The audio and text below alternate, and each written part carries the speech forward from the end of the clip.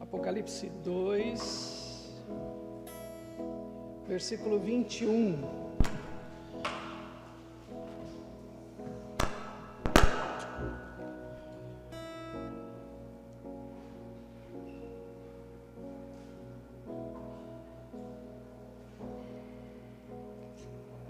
Apocalipse 2, 21.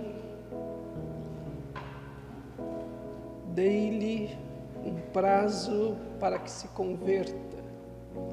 Algumas traduções vão dizer, dei-lhe um tempo para que se arrependa. Como é que está a sua aí, Liliane? Li? Como é que está a sua aí? Como é que está a sua? Está tão compenetrada?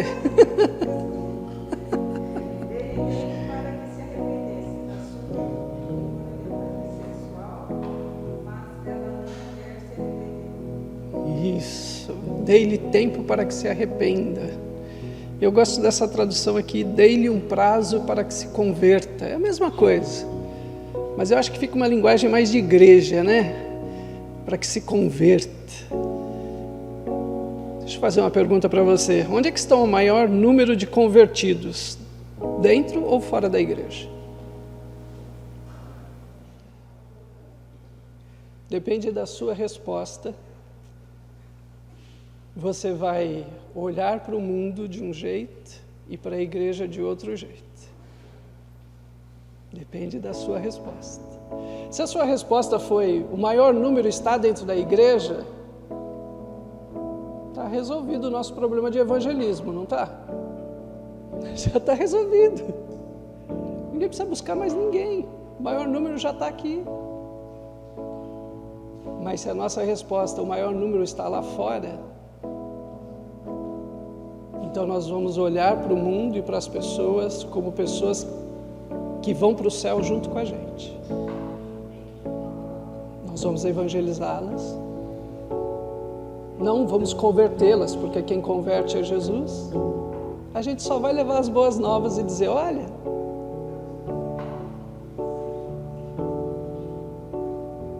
a nossa perspectiva de salvos influi diretamente no jeito que a gente vive, dentro e fora da igreja. Jesus aqui está dizendo, deem um tempo para que se arrependam. E não é para os de fora que Jesus está dizendo isso. Jesus está falando isso para a igreja. Então hoje no culto, escute o que Jesus está dizendo para você e para mim. Ele apenas está nos dando um tempo para que a gente se converta. Para que a gente possa ir para o céu. Que o culto hoje seja o tempo do nosso coração se converter. Feche os teus olhos. Comece o culto se convertendo. Peça perdão a Deus. Peça a misericórdia de Deus. Peça a graça de Deus. Converta-se. É o que Jesus está dizendo para mim e para você. E hoje é o tempo para isso. Só estamos vivendo esse prazo. Obrigado a Deus pela oportunidade de nos convertermos. Obrigado porque o Senhor olha para a Igreja da Liberdade como um lugar em que a gente pode se converter, que a gente pode ser transformados para nos tornarmos mais parecidos com Jesus. Que a gente olhe para o mundo, Senhor, como pessoas convertidas, como pessoas que vão morar no céu conosco, se o Evangelho chegar até elas. Se nós olharmos para o mundo com um olhar diferente de eles e nós, os ímpios e os salvos. Quebra, Senhor, esta barreira Tira de nós, Senhor, estes preconceitos e nos faz, ó Deus, genuinamente convertidos. Que este culto, ó Deus, seja essa oportunidade para a gente ir sendo transformados. Obrigado por esse tempo tão oportuno, em que estamos vivendo um tempo de graça, um tempo de oportunidade, em que sim, ó Deus, a porta da graça está aberta para qualquer um que queira entrar. Hoje é o tempo favorável, hoje é o dia da nossa salvação. Em nome de Jesus. Amém, Senhor. Amém. Li?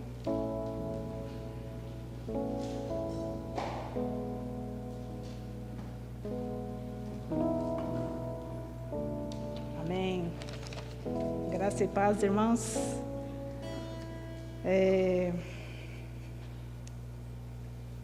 Essa semana eu estava lendo sobre vida de adoração. E o autor é Shelvan Nadar. Ele é indiano. Ele colocou uma definição, Deus colocou uma definição no coração dele. Aí ele fala assim: a adoração é o modo com o qual prostramos nosso coração diante de Deus, dando a Ele prioridade e glória em nossas vidas e através dela. E o rei Salomão também define a adoração como fazer o que é certo e aceitável ao Senhor. Salomão afirma que agradar a Deus através das atividades do nosso dia a dia faz sim parte da adoração. Então, assim,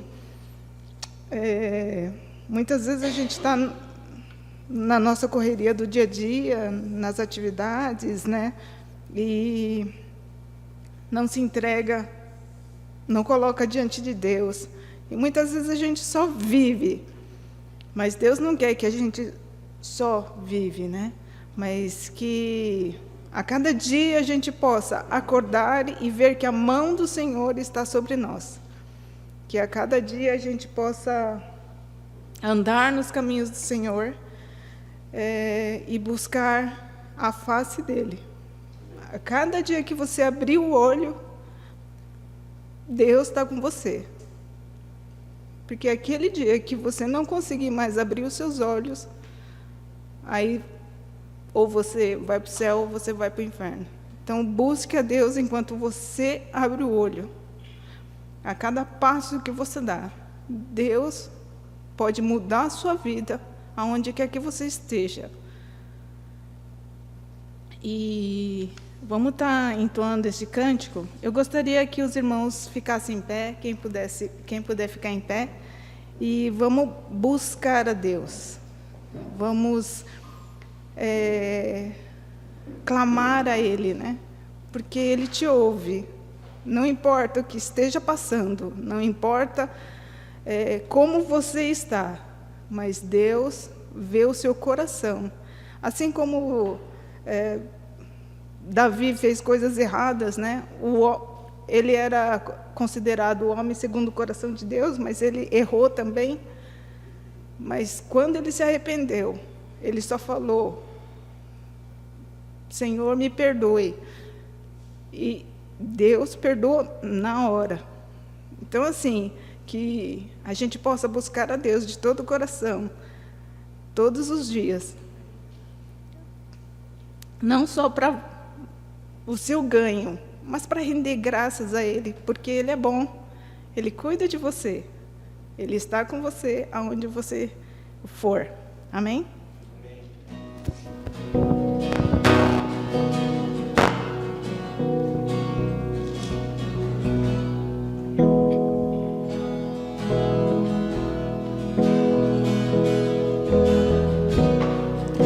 A Ti eu vou clamar, pois tudo vem de Ti e tudo está em Ti. Por Ti vou caminhar, Tu és a direção, o sol a me guiar. Tudo pode passar, teu amor jamais me deixará. Sempre há de existir nova manhã preparado pra mim. Eu me rendo aos teus pés, és tudo que eu preciso pra viver. Eu me lanço aos teus braços, onde encontro meu refúgio, Jesus.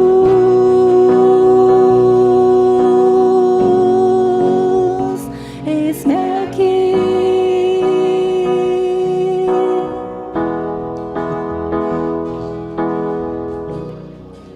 A ti eu vou clamar, pois tudo vem de ti e tudo está em ti. Por ti vou caminhar, tu és a direção, o sol a me guiar. Tudo pode passar, teu amor jamais me deixará. Sempre há de existir nova manhã preparado pra mim. Eu me rendo aos teus pés, és tudo que eu preciso pra viver.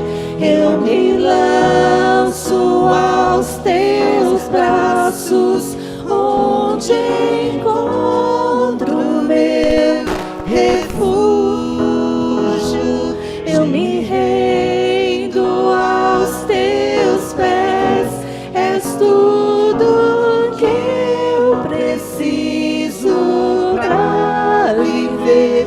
Eu me lanço aos teus braços, onde encontro meu refúgio,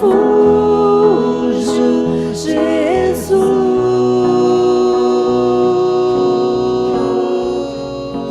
Eis-me aqui,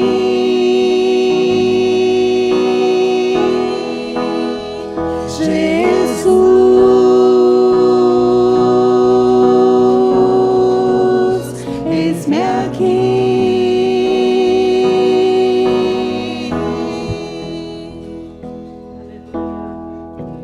Nós estamos aqui para louvar o Senhor e vamos cantar, adorar em espírito e em verdade. Amém?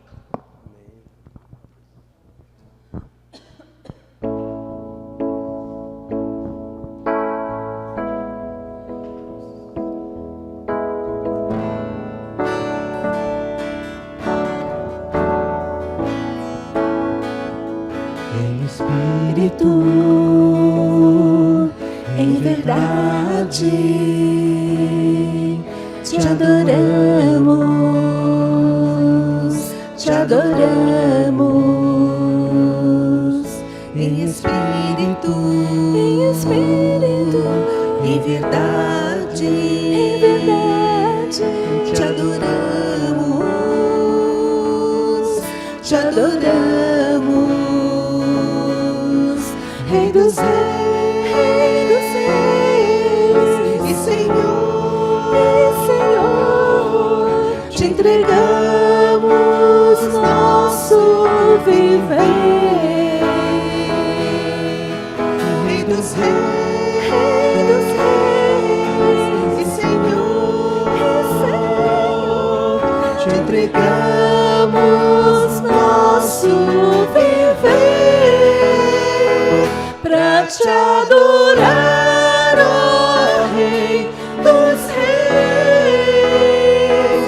Foi que eu nasci, ó Rei Jesus. Meu prazer é te louvar, meu prazer é estar nos atos do Senhor. Meu prazer é viver na casa de Deus, onde flui o amor. Em espírito, em verdade, em verdade, te adoramos, te adoramos. Em espírito, em verdade, te adoramos, te adoramos.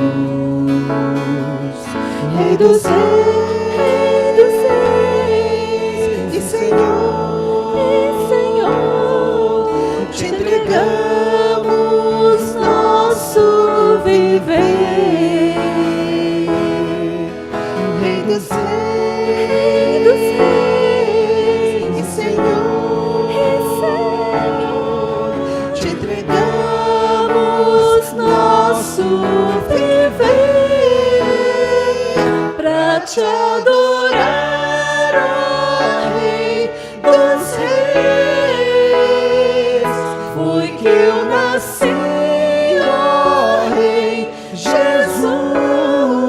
O meu prazer é te louvar, meu prazer é estar nos atos do Senhor. Meu prazer é viver na casa de Deus, onde flui o amor.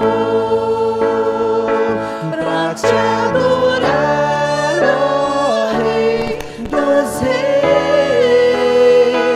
Foi que eu nasci, ó Rei Jesus. O meu prazer é te louvar, meu prazer é estar nos atos do Senhor. Meu prazer é viver na casa de Deus, onde flui o amor, ministrando louvor.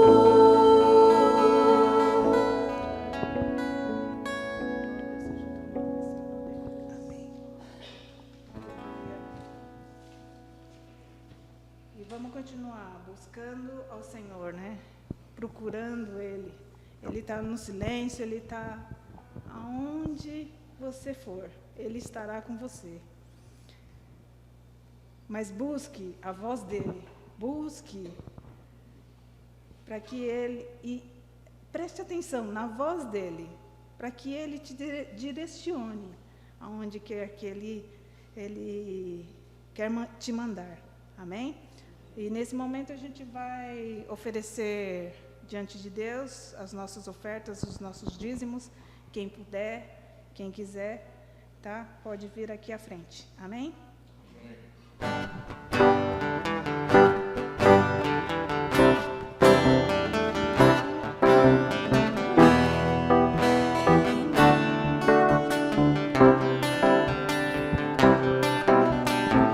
Eu te busco, te procuro, ó Deus. No silêncio tu estás.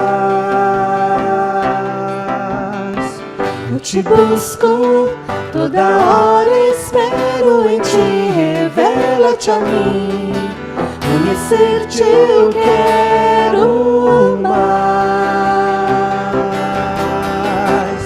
Senhor, te quero ouvir tua voz. Senhor, te quero mais. Quero tocar-te,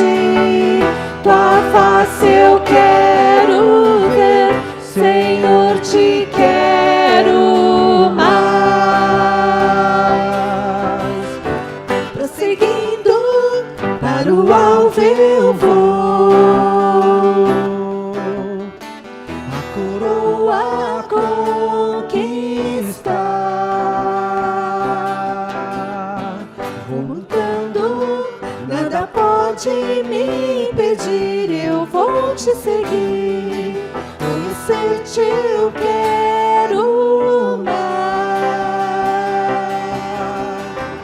Senhor, te quero ouvir tua voz.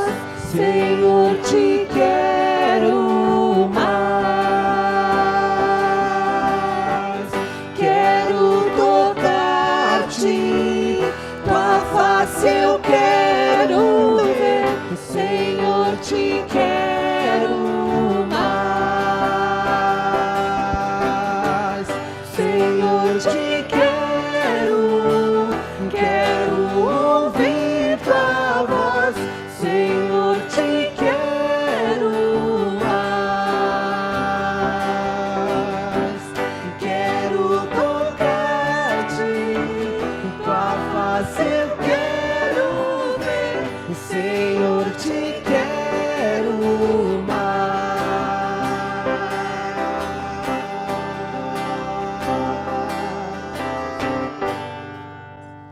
Grandioso Deus e Pai, queremos te louvar, Senhor, e te adorar. E agora esse momento, Senhor, te entregar essas ofertas, Senhor, esses dízimos, ó Deus de poder, colocamos diante de Ti no Teu altar, para que seja feita a Tua obra, Senhor, neste lugar, Senhor Deus, que a Tua graça e a Tua misericórdia se expande, Senhor, para fora dessas quatro paredes, ó Pai. Também te entregamos esse louvor, Senhor Deus. Te colocamos, Senhor, colocamos diante de Ti, ó Pai, esse louvor, e que o Senhor continue a nos guiar a cada dia, Pai.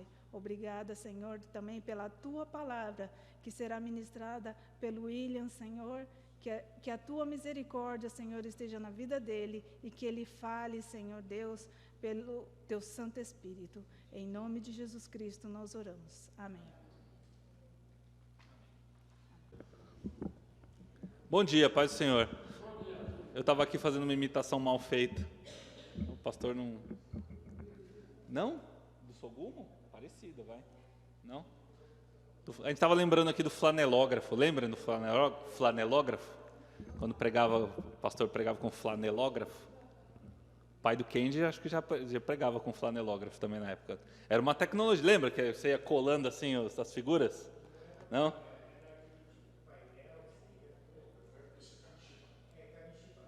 Kamishibai? Kamishibai? Sim. Era em papelzinho? Bom dia, meus irmãos. Paz do Senhor. Vamos encerrar o culto, porque o pastor Carmo e a Liliane já pregaram. Então, tá tudo certo. Ok? Eu queria dizer para vocês, se você não me conhece, meu nome é Williams, e eu quero ser testemunha de um fato. Deus está falando. Amém? Deus está falando. E por que Deus está falando? Porque eu sei que Deus está falando, por isso que eu sou testemunha. Estou testemunhando aqui perante vocês, Assembleia. Deus está falando porque Deus está falando a mesma coisa para muitas pessoas de jeitos diferentes. Então Deus está falando. E o que, no final das contas, eu acho que Deus está falando, ninguém começa pela conclusão uma mensagem, né? Mas eu já vou dar o spoiler. Ele está falando sobre conversão. Conversão. E aí eu falei, poxa, mas conversão, penso comigo, né? Pensei ontem, falar de conversão numa igreja de gente antiga, assim, com todo respeito, meus irmãos, né? Mas de pessoas que, né? Nós estamos anos, né? Na caminhada com Cristo. Pode ser um pouco impertinente, mas não importa. Não sei se é impertinente, se é conveniente ou não, mas eu acho que é disso que a gente está falando. Eu acho que é disso que Deus está falando. Estamos num tempo em que nós podemos acessá-lo através do Espírito Santo. Estamos num tempo em que a gente pode buscar a Deus e achá-lo, e Ele se faz achar através de Cristo. Acho que é conveniente a gente aproveitar esse tempo de graça. Vamos orar? Bendito Deus, que a Tua palavra, Senhor, venha aos nossos corações,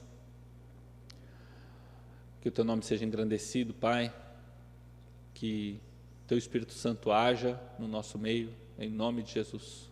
Fala, Deus, a cada coração, o que cada coração precisa ouvir, sentir, perceber, para que o Teu nome, Senhor, seja glorificado, para que nós possamos estar mais próximos de Ti, Senhor, mais parecidos com Jesus. Perdoa-nos, Pai, a todos nós, individual e coletivamente. Perdoa a nossa igreja. Perdoa-nos, Deus, porque nós nos afastamos de Ti, porque os nossos pés correm para o pecado, porque o nosso coração é enganoso. Perdoa-nos porque nós fazemos planos de guerra. Perdoa-nos, Senhor, porque nós arquitetamos o mal muitas vezes e nós Te pedimos, Pai, perdoa, Deus. Ajuda-nos a sermos pessoas segundo o Teu coração, que estejam arrependidas diante de Ti. Em nome de Jesus. Amém. Amém? Bom, os irmãos sabem que eu saí de férias. Eu estou falando disso ainda porque faz pouco tempo que eu voltei, né, Camila? E já cansamos, né? Pode tirar outra já.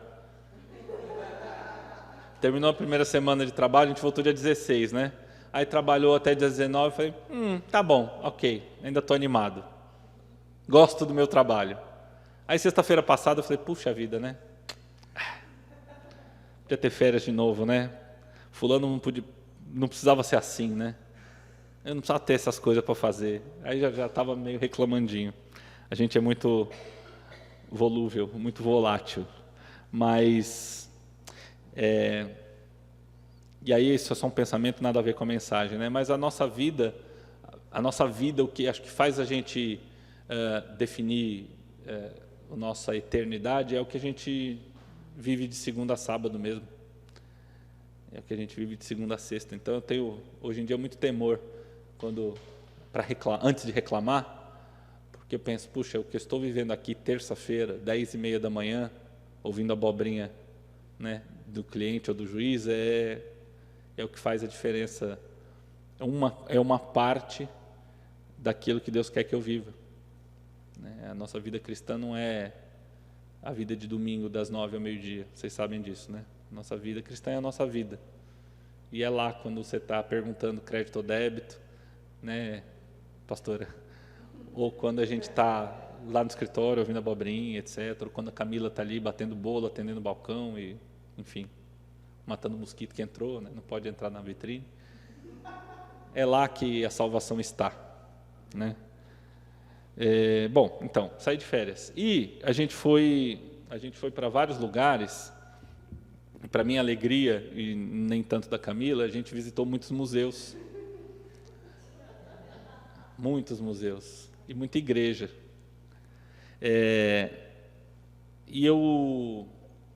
Uma das lugares que a gente visitou foi o Museu da Cidade do Vaticano. Vocês sabem que o Vaticano é a sede da Igreja Católica, né? Então tem muita arte sacra, enfim. E dentro do Museu do Vaticano, que é o Palácio, como é que chama? Palácio Papal, tem a Capela Sistina. E a gente foi, e a Capela Sistina é um pedaço daquele monumento, né? Daquele edifício enorme. E essa foi a primeira surpresa que eu tinha. Porque quando eu achei que eu ia visitar uma capela, eu achei que era uma igrejinha, um predinho. Eu vou chegar, tem um predinho assim, com o teto assim, né? Uma cruz em cima, né? E eu vou entrar. Capela deve ser uma igrejinha pequena, mas é uma igreja ali, um prédio. E a gente estava seguindo os corredores, né? Caminhando infindáveis corredores de quadros, bustos, escultura, tapete pintado, teto enfeitado, bonito. Mas um monte, anda. E a plaquinha, Capela Sistina, Capela Sistina, Capela Sistina. A gente, tá bom, então vamos andando, uma hora a gente chega lá, né? Vira à esquerda, vira à direita, Capela Sistina. Se você quer ir mais rápido para a Capela Sistina, vá por aqui.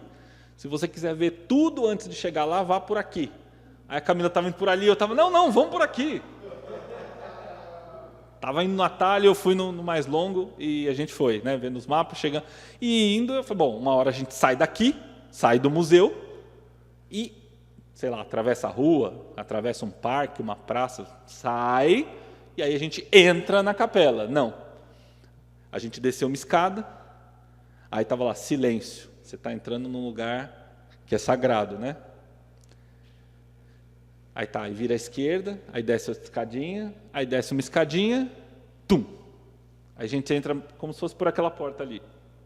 Imagina que a Capela Sistina é aqui o nosso templo, você entra por ali, no altar. Tum! Chega assim. Você não sai de lugar nenhum, nem entra em lugar nenhum, você só chega. E por causa disso, dessa minha impressão, Deus falou comigo lá. Eu quero abrir aqui minha cola, para eu não me perder. O meu computador não está me ajudando. Espera aí, cadê?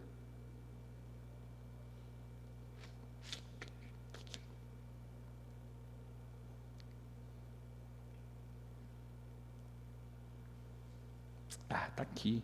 Estava escondido. Camila sabe que eu sou muito organizado.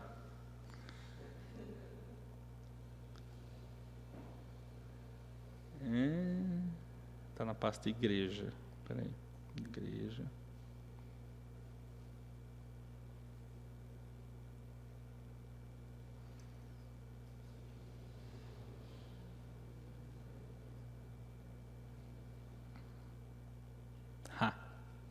Ok.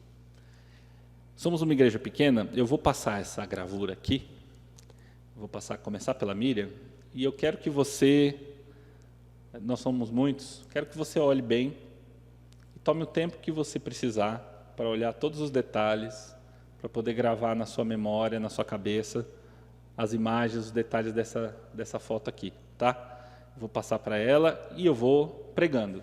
E aí vocês vão passando um para o outro, não precisa passar correndo, vai com calma, que a gente chega lá, tá? Então, Miriam, por favor.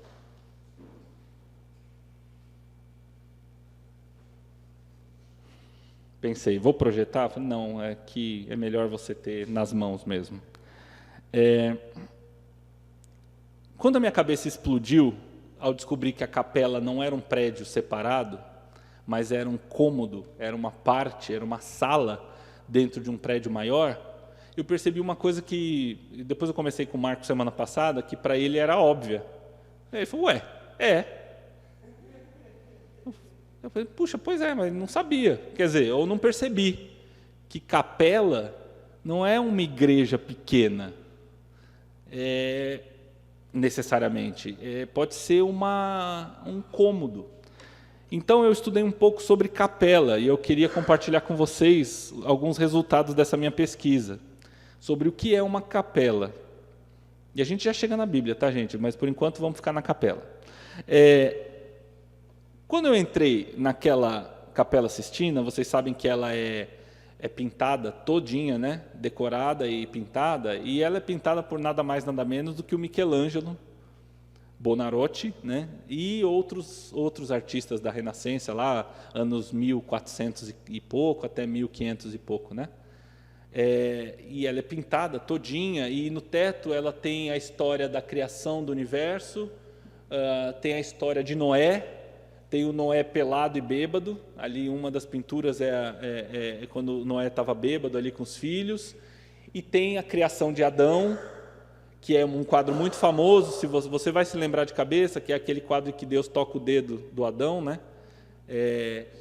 E no altar, atrás do altar, tem essa pintura que você vai ver daqui a pouco, que é a pintura do Juízo Final, que também foi feita por Michelangelo, mas foi feita muitos anos depois que ele pintou o teto. Ele pintou o teto, ele tinha 30 anos de idade, já era famoso, já tinha feito Davi, aquela escultura do Davi, não sei se tinha feito a Pietà, mas enfim, né, que é aquela estátua, aquela figura da Maria com Jesus morto nos braços, né, que está lá na Capela de São Pedro. Então ele já era famoso com 30 anos de idade, bem sucedido, foi chamado por um papa para pintar aquele teto.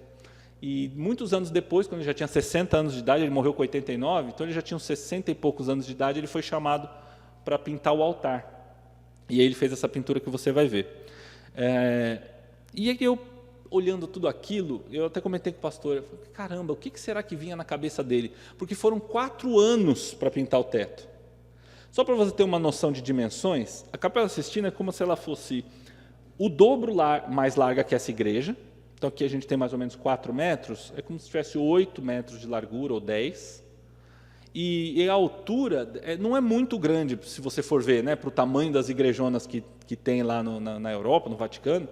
Ela é pequena, é uma capela. Então, ela é o dobro dessa igreja de largura e umas 3 vezes mais alta. Aqui tem uns 5 metros, ela deve ter uns 12 ou 15 metros de altura. E essa pintura que você vai ver, ela está pintada no fundo do altar inteiro. Então, ela tem mais ou menos uns 10 metros de altura por uns 8 metros de largura. É enorme. E olhando tudo aquilo, pensei, caramba, ele ficou anos pintando. O que veio na cabeça desse homem, né, enquanto ele estava pintando? Indo para casa, com um pãozinho debaixo do braço, janta. Aí a esposa pergunta, como é que foi o trabalho hoje, Michelangelo? Hoje foi bom, faltou tinta amarela, mas eu pedi para o Giacomo ir buscar para mim, mas depois eu vou pintar, porque eu acho que Jesus está meio amarelado. E qual que era a conversa? Porque ele ficou anos pintando aquilo. Aquilo fez parte da vida cotidiana dele durante 4 anos, da minha vida cotidiana. Aí eu pensei, poxa, a minha vida cotidiana, que eu reclamo de cliente, que eu, né, acho ruim com o juiz, leio sentença, escrevo petição, falo com os outros, o dia a dia, foi o dia a dia dele também, por muitos anos. E o que veio na cabeça dele pintando tudo aquilo? Pintando esse quadro que você vai ver. E pode ver com calma, viu, gente? Vocês estão muito rápidos. Pode gastar mais tempo. Veja cada rosto, cada anjo, cada demônio. Gasta o seu tempo.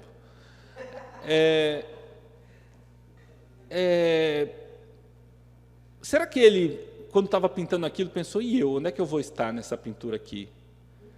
Quando Jesus voltar, de que lado que eu vou estar? Acho que eu vou me pintar aqui. Tem muitos pintores que se pintavam.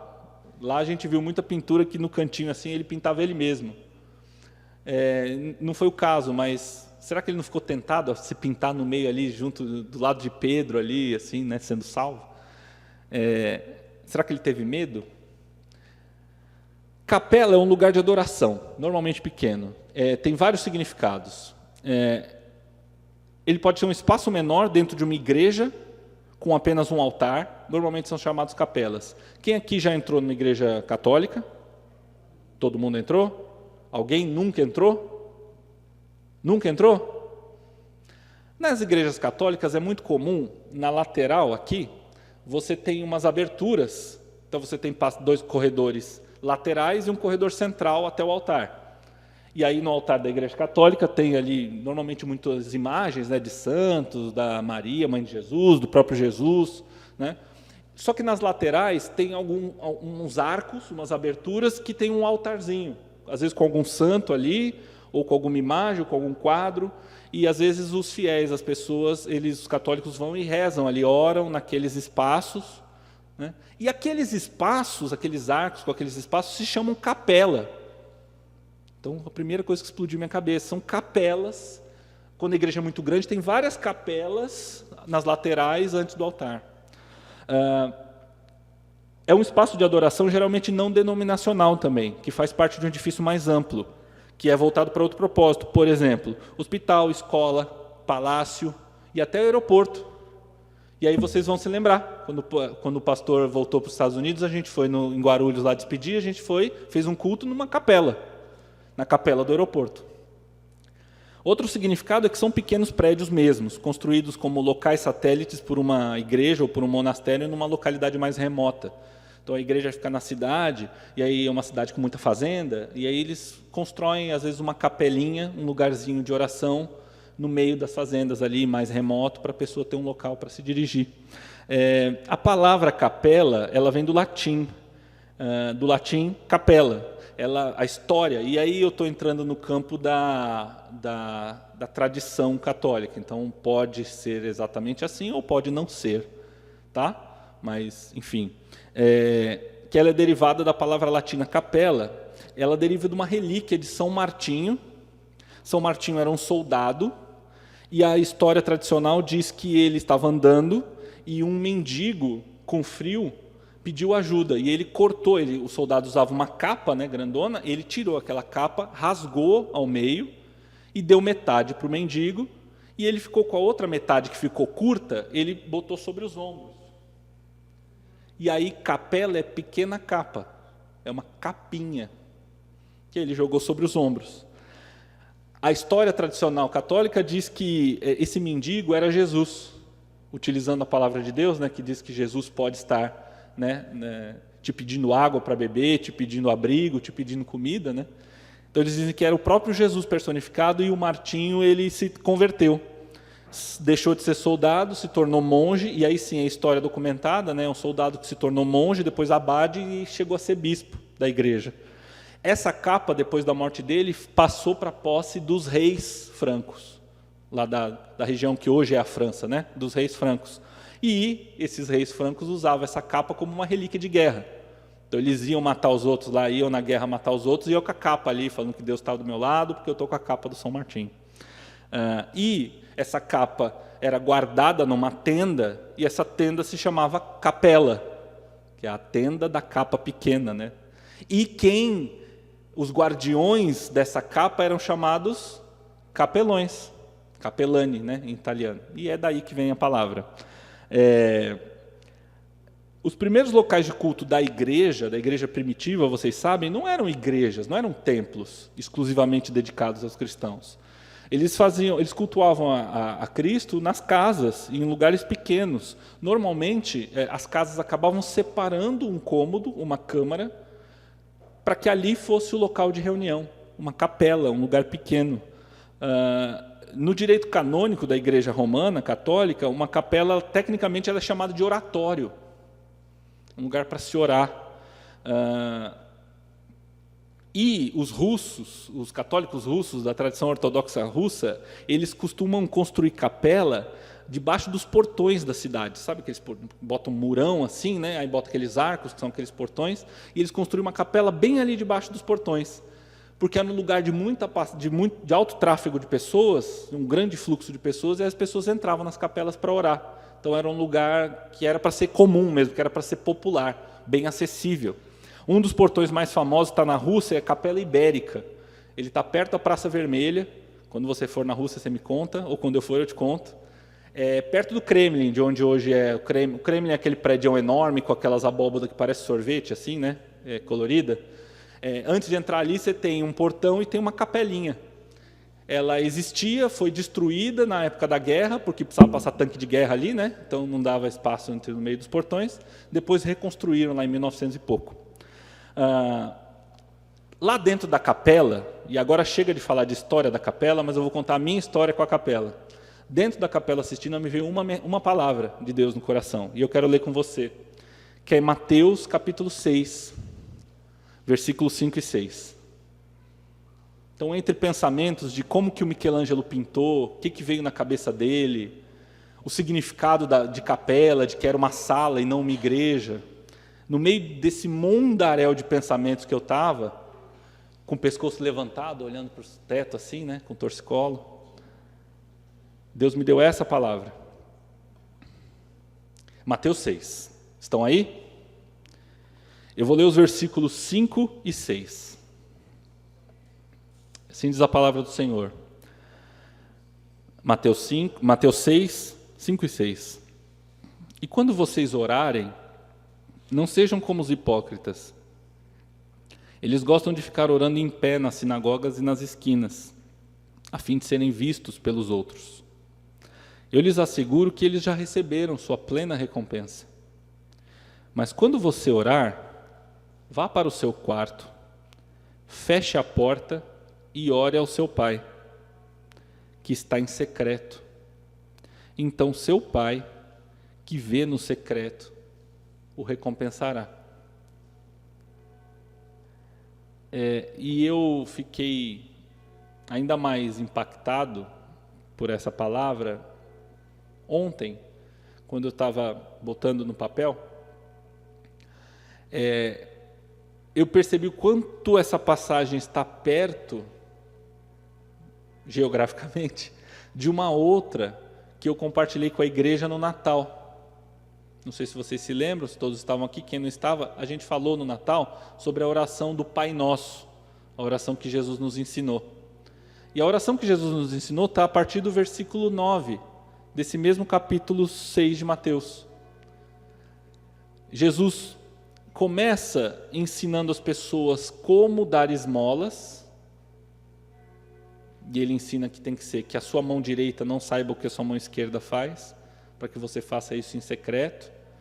Depois ele passa a dizer como você deve orar, evitar a hipocrisia, e então ele nos ensina a orar, na oração do Pai Nosso. E essa proximidade é que me permite dizer para você de todo o coração, de todo o meu coração, que Deus está falando. Deus tem uma mensagem para nos transmitir, e está nos transmitindo, já nos transmitiu no culto de hoje. No Natal a gente disse que o nascimento de Jesus, é a etapa fundamental do plano de salvação. Lembram disso? Jesus ter nascido como criança é uma obra monumental, milagrosa, e um ato, a pedra fundamental daquele plano que levou Jesus à cruz, à morte e à ressurreição, para que nós pudéssemos ter a salvação. Hoje eu digo o seguinte, que o nascimento em Jesus é a etapa fundamental do plano de salvação. E não há contradição nessas duas frases, nessa pequena mudança. O nascimento de Jesus é fundamental, o nascimento em Jesus é fundamental.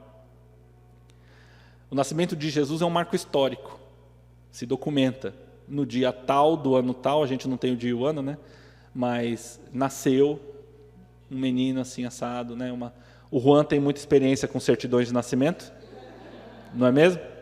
O Juan sabe do que eu estou dizendo. O nascimento é uma coisa que se documenta. Nasceu, tal hora, em tal lugar, com tantos quilos, né? O nascimento em Jesus é um pouco menos documentável. Eu diria até que é impossível de se documentar. O nascimento em Jesus, o real nascimento em Jesus não se documenta. É algo que não se documenta aos olhos humanos. Mas veja só você, Deus tem um carimbo também, um selo. E aquele que nasce em Jesus é selado. Então tem um documento, só que esse documento é espiritual, não é um documento que se possa ver. Eu quero dizer primeiro o que essa passagem não é. Então nós lemos, né, o que Jesus falou sobre os hipócritas que oram, né, nas esquinas e nas sinagogas de pé para serem vistos dos homens. Mas o que essa passagem não é? Ela não é uma ordem para a gente só orar no nosso quarto ou em lugar fechado. Porque a Bíblia diz em vários momentos, inclusive a própria igreja primitiva, a igreja ora em público, as pessoas oram em público, ok? Então Jesus não está dizendo que o certo é orar em casa e não precisa orar fora. Jesus não está dando uma ordem para orar sozinho. Você só pode orar sozinho, não pode orar com mais ninguém do lado. Não é isso. A Bíblia também, em vários momentos, inclusive no Velho e no Novo Testamento, as pessoas oram juntas, umas com as outras. Oram em união. E ela não é uma proibição para orar de pé. A gente convencionou que a gente, na hora de orar, a gente fecha o olho e abaixa a cabeça. Fecha o olho para não ter distração, abaixa a cabeça como um sinal de reverência, né, a Deus. Mas o judeu, na época, ele orava assim, ó. E tudo bem. O que Deus me fez entender na Capela Sistina, ele usou aquele lugar. Sinto muito. Deus não precisa de autorização, nem de placa, nem se importa com denominação. Foi lá que ele resolveu falar comigo e lá que eu estou transmitindo para vocês o que eu ouvi. Quando eu percebi que a capela é um pedaço de um lugar e essa mensagem me veio no coração, vai para o teu quarto orar, eu entendi que o quarto a que Jesus se referia, que se refere nessa mensagem, é a capela, no sentido da palavra. É o meu lugar quieto, é o meu jardim secreto, é o meu íntimo. Na psicanálise é o meu id, meu ego, meu superego, mas é meu id, é o mais íntimo, é o mais dentro do profundo de quem eu sou. E que se o meu corpo é o templo do Espírito Santo, o meu coração pode muito bem ser uma capela, um lugar menor e mais íntimo, separado dentro desse edifício maior que é o templo. Eu estava numa capela famosa, um ponto turístico, para muita gente só um ponto turístico, mas lá Deus falou comigo. E lá eu percebi, bom, eu vou fazer uma oração, porque eu estou numa capela, eu estou no meu quarto, num lugar separado. Eu quero ler com você Mateus, capítulo 7.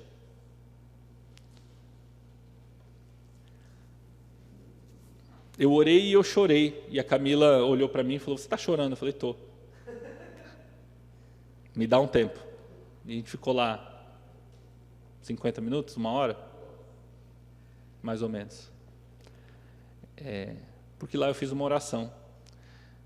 A Capela Sistina a gente visitou a gente ficou 16 dias, 15 dias passeando. Ela foi no 10º dia? Penúltimo? Já foi quase no finalzinho. Foi o meu culto. Meus irmãos, a gente não foi em culto, né? Nesses 15 dias que a gente esteve fora. E a gente orou juntos algumas vezes, não muitas vezes, né? A gente orou uma vez no começo da viagem, porque a Camila estava com uma baita de uma infecção alimentar. Aí a Camila falou, vamos orar? Eu falei, vamos. Aí a gente orou mais 1 ou 2 vezes. Normalmente em hotel, né? Na rua a gente não orou não, só agradeceu a comida rapidinho cada um e comemos. Mas ali eu prestei culto, porque Deus falou comigo. Mateus 7, o versículo é o 21. Nem todo aquele que me diz Senhor, Senhor, entrará no reino dos céus, mas apenas aquele que faz a vontade de meu Pai, que está nos céus. Muitos me dirão naquele dia, Senhor, Senhor, não profetizamos nós em Teu nome? Em Teu nome não expulsamos demônios? E não realizamos muitos milagres? Então eu lhes direi claramente, nunca os conheci. Afastem-se de mim vocês, que praticam o mal. Você olhou para essa imagem, ou você ainda está olhando para essa imagem que Michelangelo pintou, ou você vai olhar para essa imagem ainda?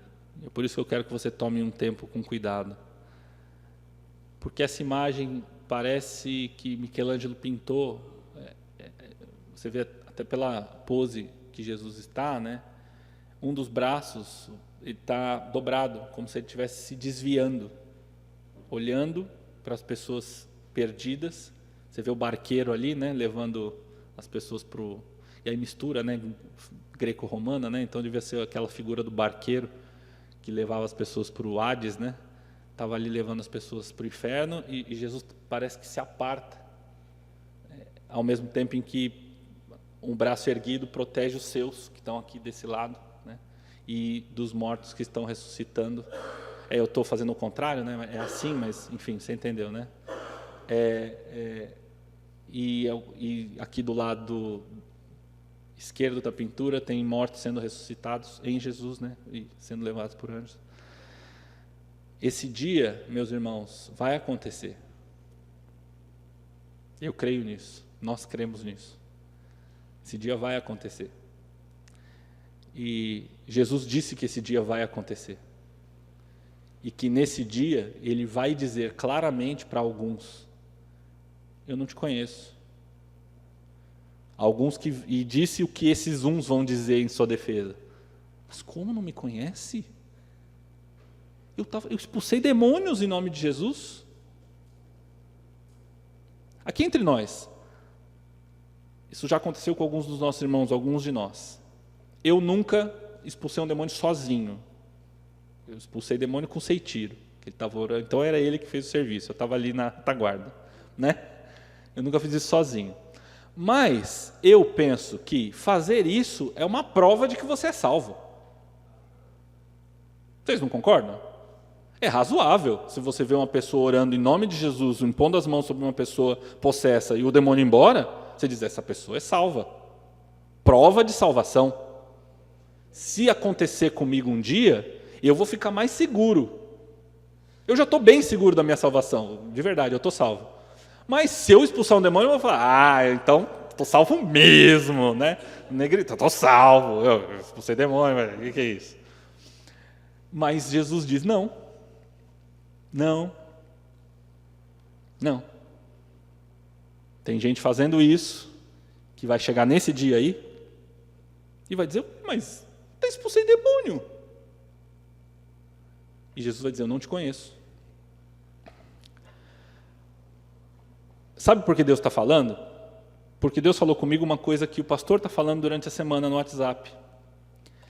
Em Mateus 13:30, não precisa abrir. Deixem que cresçam juntos até a colheita. Então direi aos encarregados da colheita: juntem primeiro o joio e amarrem-no em feixes para ser queimado. Depois juntem o trigo e guardem-o no meu celeiro. E aí depois, um pouco para frente, os discípulos, depois que Jesus dispersa a multidão, aqueles mais próximos chegam e falam: Jesus, me explica eu não entendi esse negócio de joio e de trigo. E aí Jesus explica direitinho, depois você pode ver lá um pouco para frente, alguns versículos adiante, ele diz: olha, o joio são os falsos cristãos, os falsos profetas, e o trigo são os bons. Se a gente arranca o joio enquanto os dois crescem, você corre o risco de arrancar o trigo junto. Então deixa que crescem juntos, e nós vamos separar na hora da colheita.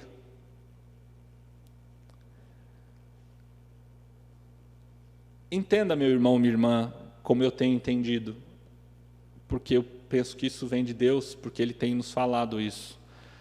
A simples compreensão intelectual do Evangelho não é o lugar onde Jesus quer te levar. Eu vou repetir. Você entender que Jesus nasceu da Virgem Maria, padeceu sob Pôncio Pilatos, foi crucificado, morto, sepultado, ressuscitou ao terceiro dia, subiu ao céu, está sentado à direita de Deus Pai Todo-Poderoso, onde há de vir julgar os vivos e os mortos. Se você entende isso, não é por isso que Jesus morreu. Não é para te contar uma história que Jesus morreu. Não é para te ensinar doutrina que Jesus morreu. Jesus morreu para te levar a Deus em pessoa. Essa é a missão de Jesus. É para isso que Jesus veio. Para que você possa conhecer a Deus, porque você não pode, nem eu. O nosso pecado não nos permite ter contato com o Criador do universo. Jesus é esse contato. Jesus é a ponte. Jesus é a chave que nos leva ao Pai, ao Criador. É para isso que Jesus morreu. Não para que você entenda o que aconteceu, mas para que você creia. Assim como a semeadura é o ato inaugural de toda a colheita, a nossa conversão é o início de um relacionamento que te faz deitar raízes no solo, crescer, produzir frutos de justiça e que no último dia vai fazer com que nós sejamos colhidos por Deus como um bom trigo. Sem nascimento de verdade, não tem trigo, não tem planta, não tem fruto, não tem colheita. Nós não podemos ser conhecidos de Jesus, lembra do juízo final? Se você não permitir que Ele tenha com você um relacionamento íntimo, franco, transparente. Se você não permitir que Jesus entre na sua capela, como é que você pode ser o trigo que vai ser colhido no último dia e não o joio que vai ser juntado para ser queimado? Não há terceira opção. Amém? Não existe nessa pintura, e não é porque nessa pintura não tem, mas ela reflete a verdade do Evangelho, a verdade que nós cremos, que tem sido pregada ao longo das gerações, que Jesus nos ensinou. Não tem terceira opção, não tem três lados, só tem dois. Ou você está com Cristo, ou você está apartado de Jesus. Eu disse que eu orei na Capela Sistina. A minha oração foi essa: eu quero estar do lado certo, Senhor. Tudo que eu preciso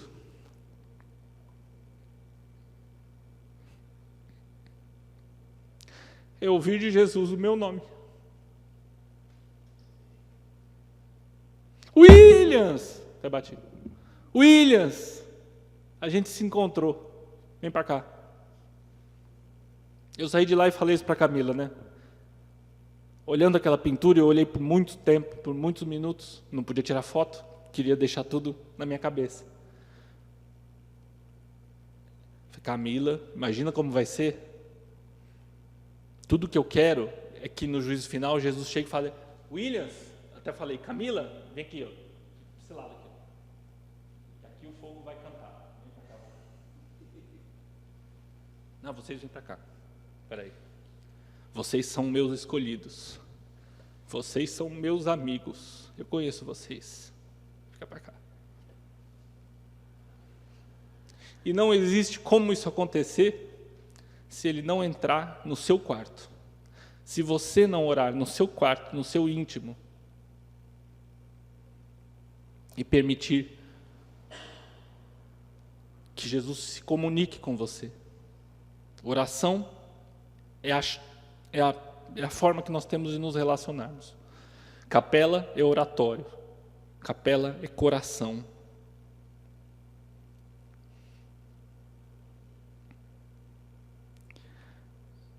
Meu irmão, eu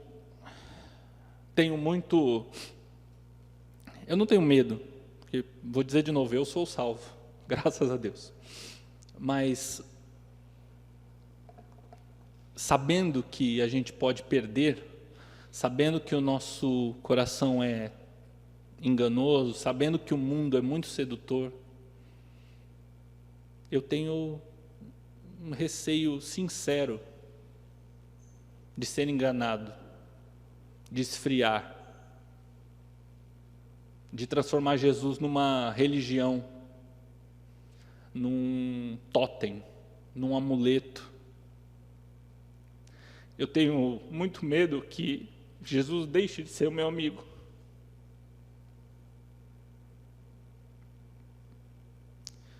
Que esse desejo, e essa foi a minha oração, Jesus, eu quero estar contigo até esse último dia, porque é isso que importa.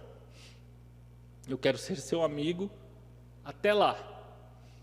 Eu não te conheço muito bem, tenho muito mais para conhecer, mas eu preciso estar junto com você até esse dia, para eu estar no lugar certo da pintura.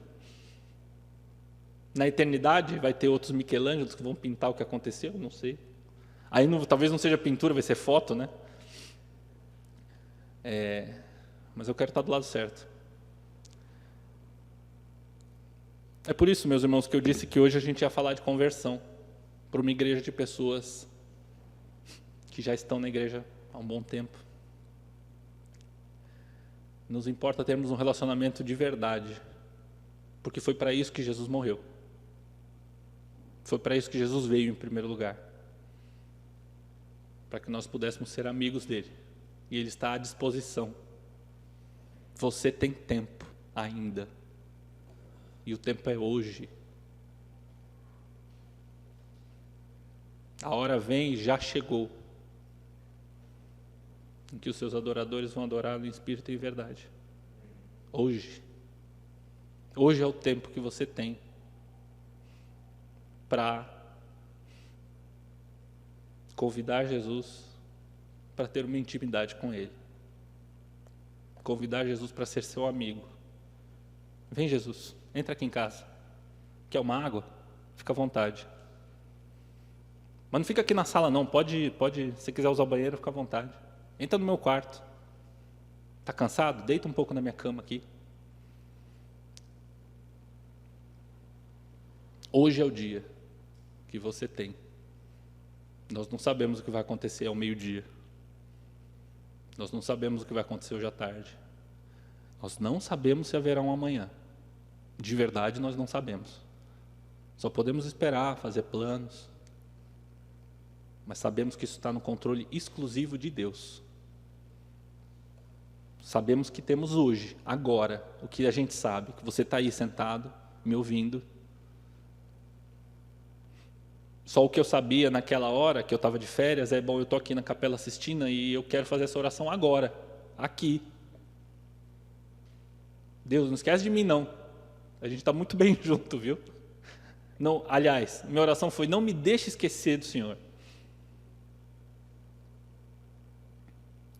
Vamos orar? Pai nosso, que estás no céu, santo seja o seu nome, santo seja o teu nome. Venha o teu reino, faz, Senhor, a tua vontade, aqui na terra como ela é feita nos céus. Sustenta-nos, Deus, dá-nos, Senhor, o pão nosso de cada dia. Perdoa, Senhor, os nossos pecados, as nossas dívidas e ofensas, assim como nós perdoamos, e nos encoraja, Senhor, a perdoar.